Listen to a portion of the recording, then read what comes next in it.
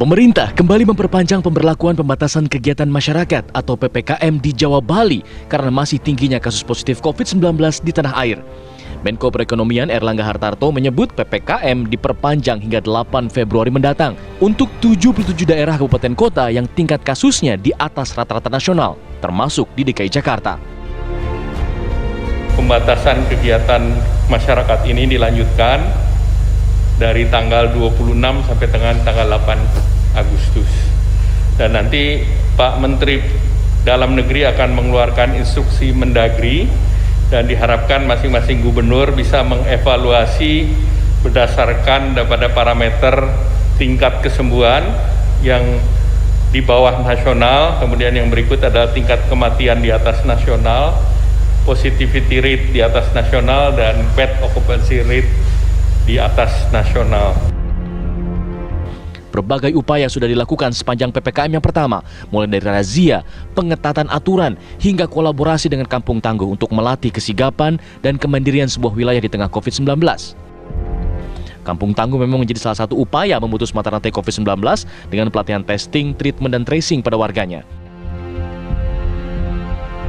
Tadi kami sudah lihat bagaimana mekanismenya, testing, tracing, treatment, kemudian bagaimana masyarakat membantu logistik, bagaimana dapur umum, bagaimana budidaya ikan lele, sayur-sayuran, dan sebagainya. Kalau program ini terus digelorakan, Masya Allah di tingkat RW, maka COVID bisa kita perlahan-lahan bisa kita putus mata rantai. Namun seperti apa evaluasinya? Sudah efektifkah pengawasan dari pihak berwenang dalam pelaksanaan PPKM? Apa saja yang perlu dibenahi agar PPKM memberi hasil nyata? Ikuti terus kabar siang di lokasi hari ini.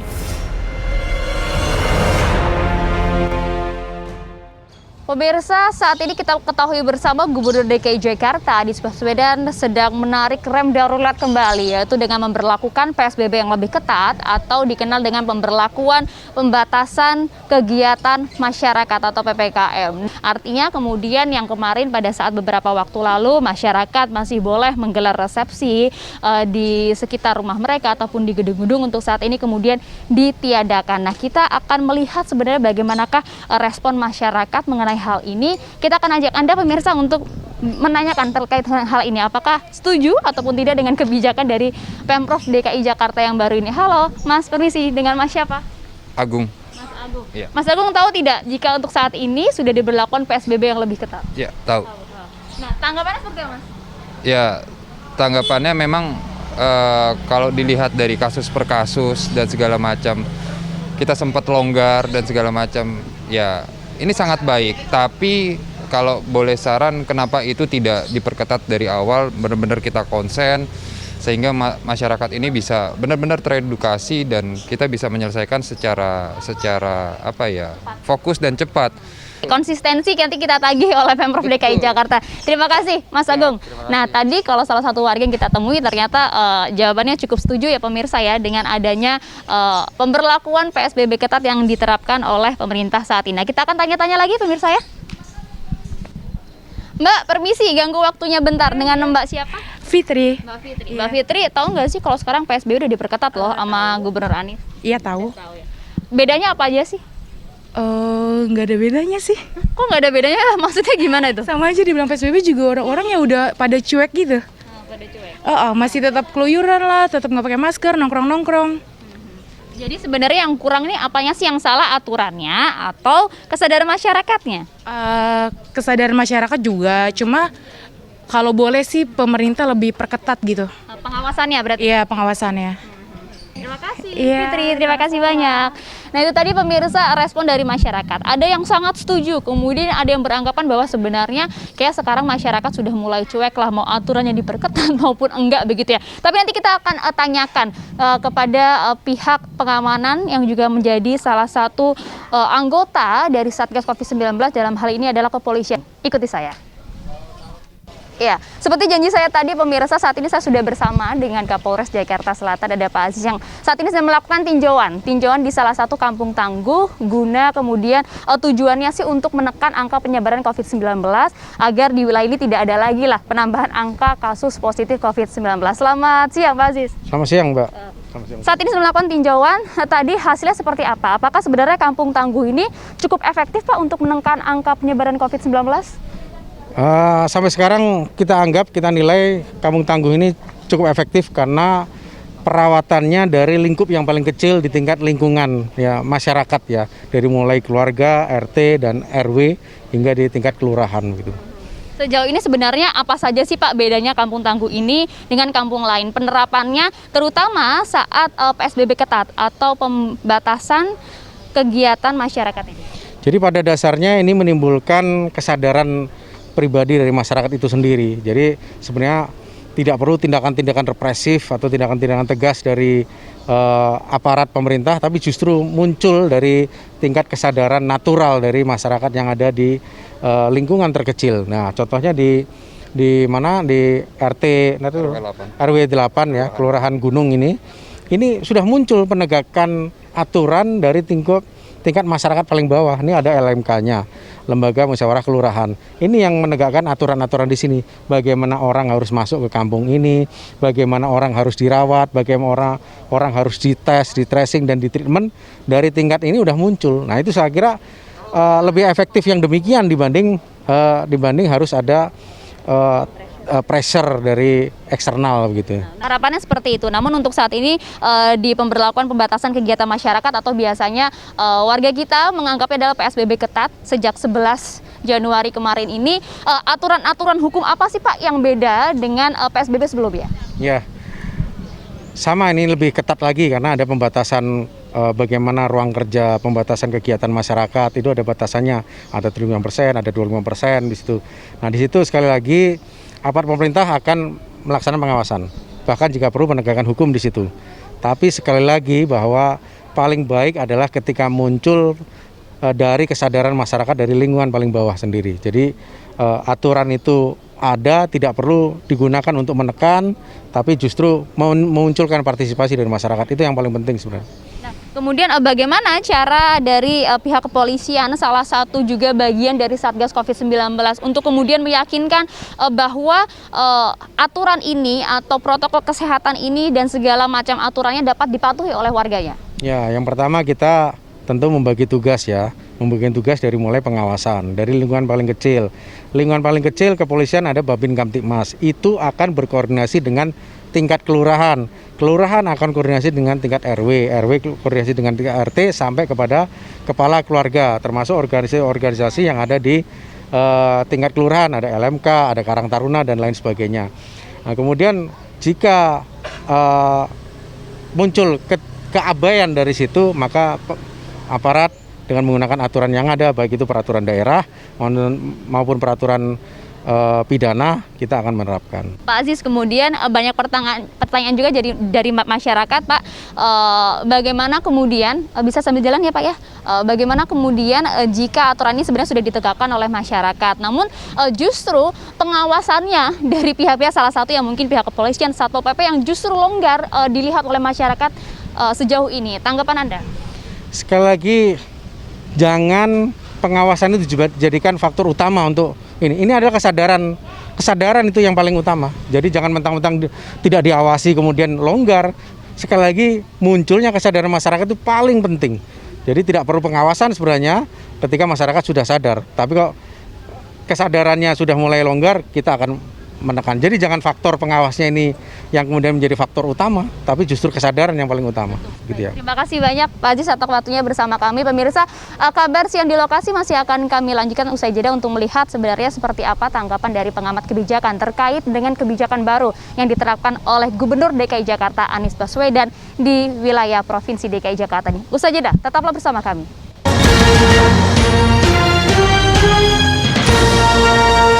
Anda kembali lagi di kabar siang di lokasi. Pemirsa, tadi saya sudah sempat bilang bahwa kami akan mewawancari salah satu pengamat kebijakan publik mengenai hal ini. Nah, saat ini sudah bergabung bersama saya ada Bapak Trubus Rahadian selaku pengamat kebijakan publik dari Trisakti. Selamat siang, Pak Trubus. Selamat siang, Mbak. Pak Trubus, ini kan sudah ada aturan baru, sambil jalan bisa ya Pak ya? Aturan baru dari Gubernur DKI Jakarta. Sudah PSBB yang kesekian kali lah ya Pak ya. Tapi kok nampaknya warga kita tuh ya, kalau misalnya PSBB udah kelar, ya longgar lagi gitu Pak. Jadi sebenarnya tuh apa yang salah Pak terkait dengan hal ini?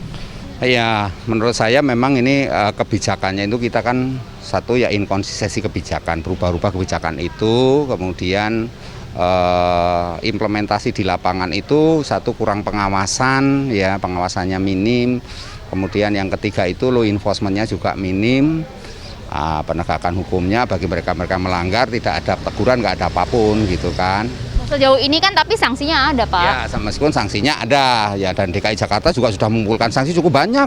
Denda-denda itu 5,7 miliar yang denda yang sudah. Tapi artinya maksud Pak Trubus belum mengakomodir semuanya gitu. Betul, mengakomodir semuanya. Masyarakatnya juga masih banyak yang abai terhadap protokol kesehatan, masih perlu edukasi yang intensif lah ya, edukasi, komunikasi, informasi yang betul-betul memadai lah gitu. Sebenarnya apa yang salah sebenarnya begini, ini masalahnya kurangnya sinergi ya, sinergi kolaboratif antara pemerintah, pemerintah daerah dengan masyarakat. Jadi selama ini harus kolaborasi seperti apa? Pengawasan seperti saat ini, kemudian datang door to door ke wilayah, mengecek bagaimana aktivitas prokes dijalankan dengan baik, masih kurang? Oh iya, menurut saya itu yang perlu dioptimalkan. Selama ini sudah ada, cuma kan sifatnya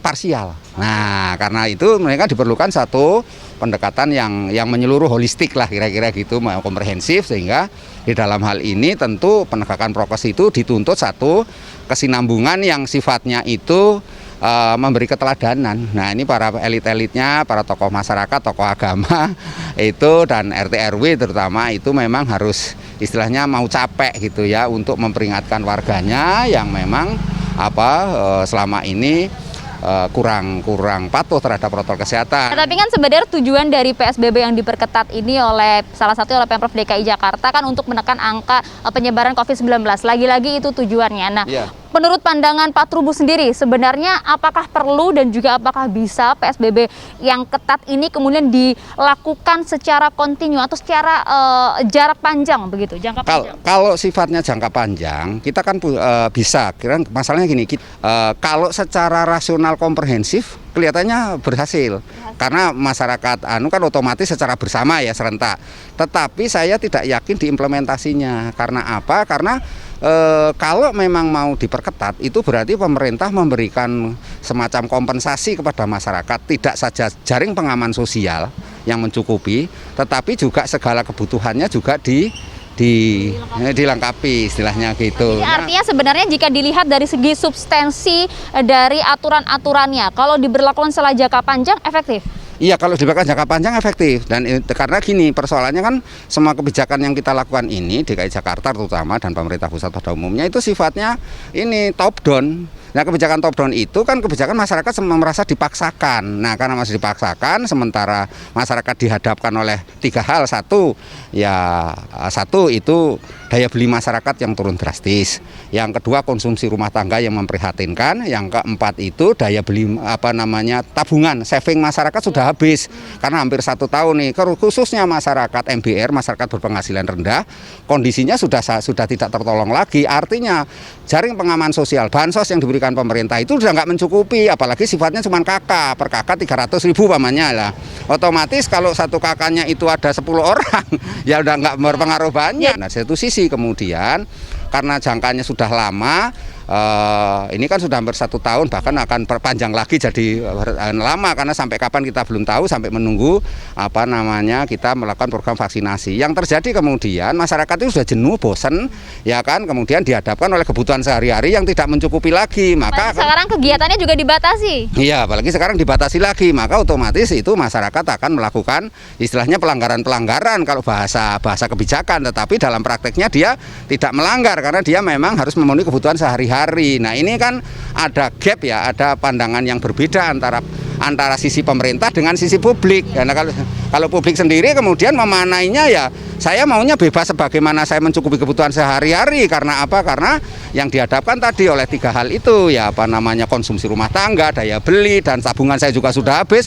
Sementara kebutuhan sehari-hari terus meningkat dan harga-harga di luar juga naik terus, Mbak. Nah, Nggak Anda terkendali, Pak, Anda selaku kebijakan pengamat publik, apa solusi Anda yang mungkin bisa ditawarkan untuk mengatasi ada gap ini antara pemerintah dan juga masyarakat ya? Iya, kalau menurut saya ini yang paling efektif adalah bagaimana mengoptimalkan koordinasi, kolaborasi dan sinergis ya antara pusat, daerah, dan antar daerah dengan daerah. Itu yang pertama, karena pada intinya masyarakat itu yang punya adalah daerah. Jadi daerah itulah yang harus mampu mengendalikan warganya masing-masing. Nah, persoalannya kan setiap daerah dihadapkan oleh kondisi daerahnya masing-masing, terutama adalah bahwa kepala daerah itu dipilih oleh rakyatnya.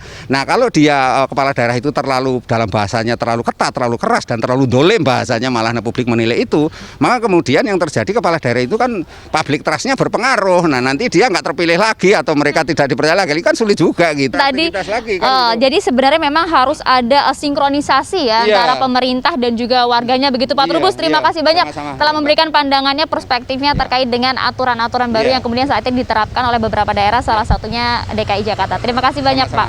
Kita harapkan partisipasi masyarakat dapat mendukung kebijakan ini secara penuh, protokol kesehatan dipatuhi agar apa? Agar angka peningkatan kasus positif khususnya di DKI Jakarta dapat ditekan. Dari Jakarta, Maria Assegaf, Junaidi. Kita akan kembali pemirsa dengan beragam informasi lainnya di Kabar Siang saat lagi. Tetaplah bersama kami.